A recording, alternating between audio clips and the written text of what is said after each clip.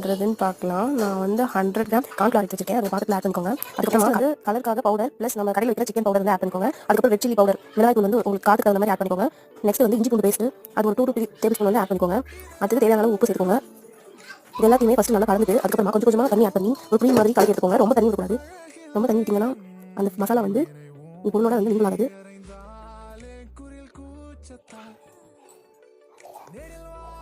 பார்த்து அளவாக தண்ணி ஊற்றிக்கோங்க.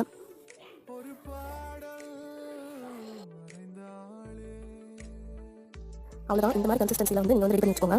காலிஃப்ளவர் வந்து நான் வந்து சுடு தண்ணியில் போட்டு எடுத்து வச்சிருக்கேன். அது இந்த ஃப்ளேவரோட மிக்ஸ் பண்ணி ஒரு 10-15 நிமிஷம் ஊற வச்சுருங்க. ஊற வச்சதுக்கப்புறமா எண்ணெய் காய வச்சு அதில் போட்டு பொரிச்சு எடுத்துட வேண்டியதான். தனித்தனியாக போடுங்க, இல்லைன்னா ஒன்று ஒட்டுக்கும். இதுக்கு முன்னாடி நம்ம சேனலில் சோயாவில் வந்து இதே மாதிரி பண்ணிட்டேன். அதை அப்லோட் பண்ணிட்டேன். அதையும் போய் பாருங்கள். லிங்க் டிஸ்கிரிப்ஷனில் கொடுக்குறேன். ஸோ அவ்வளோதான் வந்துச்சு. இப்போ எடுத்துடலாம். அவ்வளோதான் ரெடி ஆயிடுச்சு. இதுக்கு நான் கிரேவியும் பண்ணியிருந்தேன். அதையும் நான் ஆட் பண்ணுறேன். பாருங்கள்.